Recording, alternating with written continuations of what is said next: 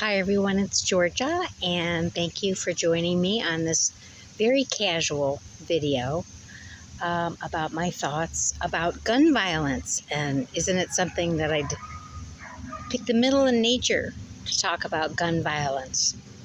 Actually, I'm in the metro parks in the Cleveland area, and if you haven't come to Cleveland, when you do, be sure to spend every single moment of your life in the metro parks. It's an awesome place to visit.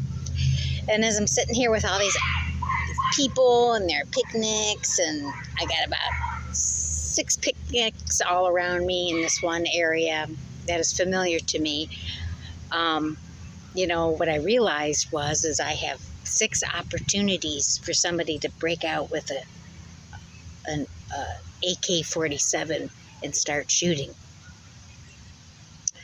And I say that very casually, don't I? You know what? Some part of my brain now prepares for that possibility. So I don't know if I really even need to say much more than that, because I didn't feel that way 10 years ago. I didn't feel that way 20 years ago. That the very fabric of daily life now carries with it a threat of being killed. And of course, if you're a person of color or live in poorer neighborhoods, that threat increases. What is there to even say about all of those truths, except that they are truths? And the thing is, nobody really actually seems to talk about it. Nobody seems to care that 500 people a day are murdered by guns. Nobody seems to care that just this morning in Portland, we got to reach our 368th mass shooting in 7 months. And I think that's what bothers me most. I understand that people are losing their minds, and the pandemic took everybody way over the edge. And if you have, had mental health problems before the pandemic, they got intensified. And I also understand that there simply is no priority to mental health in this country. I mean, there's a couple of really strong agencies, but it's not a cultural priority for us to take care of our mental health or spiritual health in this country. So people are going to be inclined to not be well more than well. And guns in the hands of people who are not well is dangerous. And that is the other part about this conversation. If it was just about the guns, well, we couldn't solve that because this country loves guns. But there's a part of the conversation that is like, we don't have balanced people holding arms. And we don't seem to really be giving much attention to making sure that the people who are holding our firearms are balanced enough and responsible enough to be holding them responsibly. Now, I am actually not anti-gun. Quite honestly, when I was a Girl Scout, I got my firing range badge. I loved every minute of it. I'll never forget it. There's a lot of power in holding a gun. And because I'm a woman, that alone makes me want to have a gun everywhere I go, because I don't go anywhere not afraid, because I'm a woman. So the interest in guns is actually something that I have an interest in guns for my own safety and protection.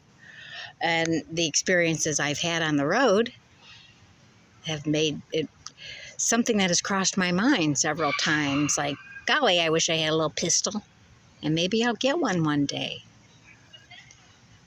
But so I'm not anti-gun. I understand the premise it is a right. It is a right that our forefathers gave us in this country. The problem is, because we have such an adoration with power and the wielding of power, and our inability to know how to express the wielding of power, we use violence and dominance over other people. And that is what gun violence is at the end of the day, an attempt to have power. That's all that is an attempt to have power. Sometimes that's an attempt to have power about what's going on inside of you. Sometimes that's an attempt to have power over others in your life. Now, I've never been involved in a mass shooting. However, I have experienced domestic violence, and I actually, somebody tried to kill me once, twice. And so I understand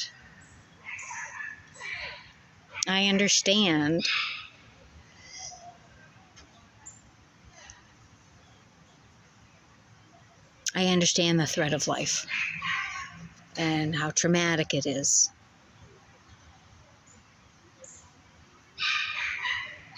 And how valuable life is once you have a traumatic experience like that. The problem is when we as a society live like that all day long, every single day, in anticipation of trauma, of violence. It does something to all of us. It does something to me. It makes me miss a planet that I felt safer on. It makes me not know what to do. It makes me feel very, very helpless. And so the question becomes, what do you do? What do you do? The poem that I'm going to read is a little bit of a rant against the machine. The machine, the corporate machine that was, that our country was founded on, the Smith and Wesson corporate machine, and the recognition that we don't want to give that money up because whether legal or illegal, the trading of arms is big money. So we don't really want to seem to destroy that structure that's in place. So since there isn't anything I can do, what can I really do? What do I do? Well, the bottom line is the only thing I can do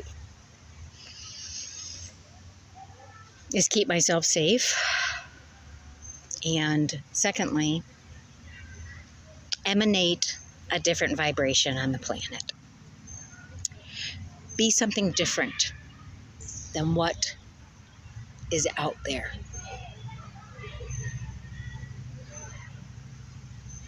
Not let go of the hope of goodness in people.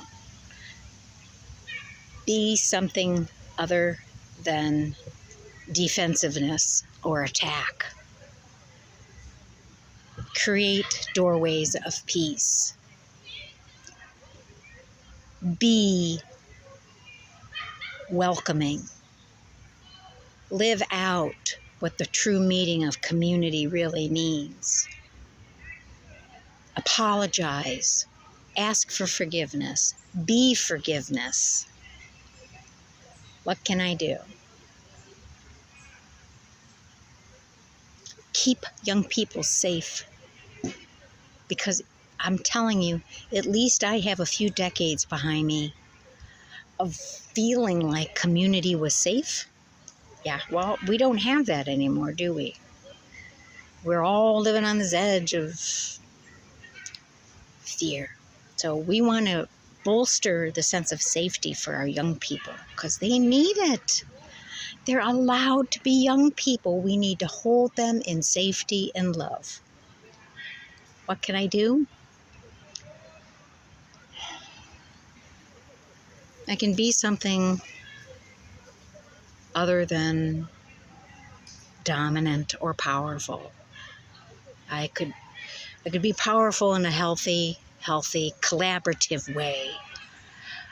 I could help people who have mental health problems. I could help myself in my own mental health problems, right? Because we all have some rage brewing inside of us. And that pandemic was rough. What can I do?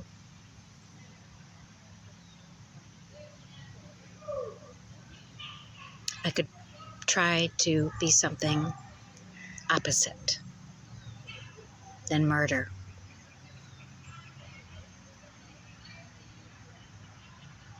I could be a life force for other people. I want you to think about what you can do because, I guess that's where we have to start is in our daily lives, in our daily communities, in our daily relationships, in our daily own experience of life. That's where I'm starting. And also to remind those who represent us in the legal and political systems that we really need somebody to take accountability for the condition of our country. We really need somebody to bring healing into our communities because we can't build a strong nation on fear. We have to feel safe, right? And I'm not talking about arming on our arms, I'm talking about making change in the communities that we live in and arming ourselves with connection and love.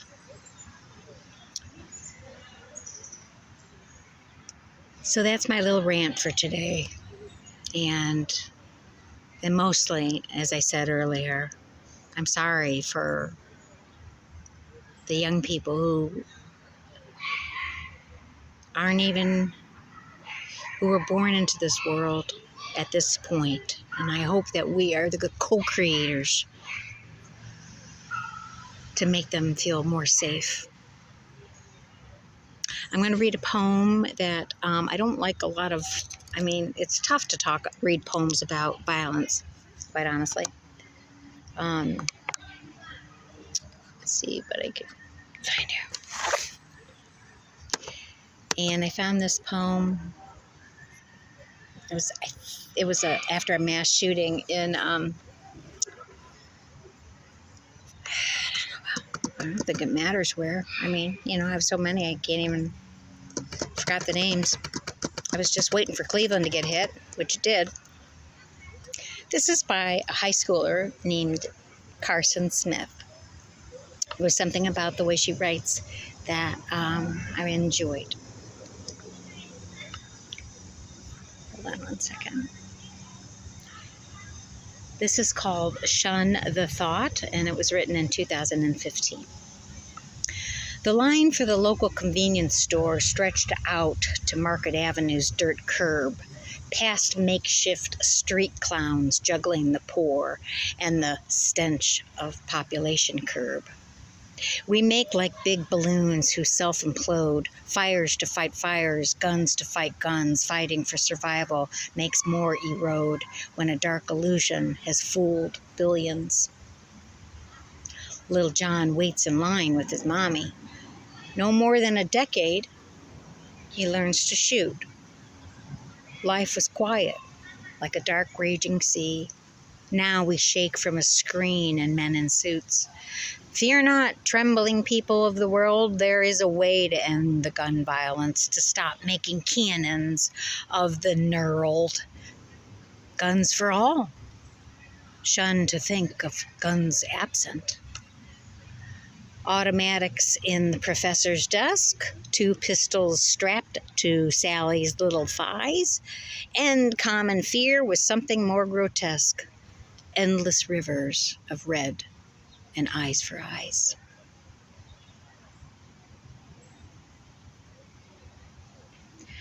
Carson has a way with words, and really, I think, a beautiful way to think about things. Endless rivers of red and eyes for eyes. Interesting. Anyways, that was Carson 7 years ago. So right now she's 22, and that's her reality.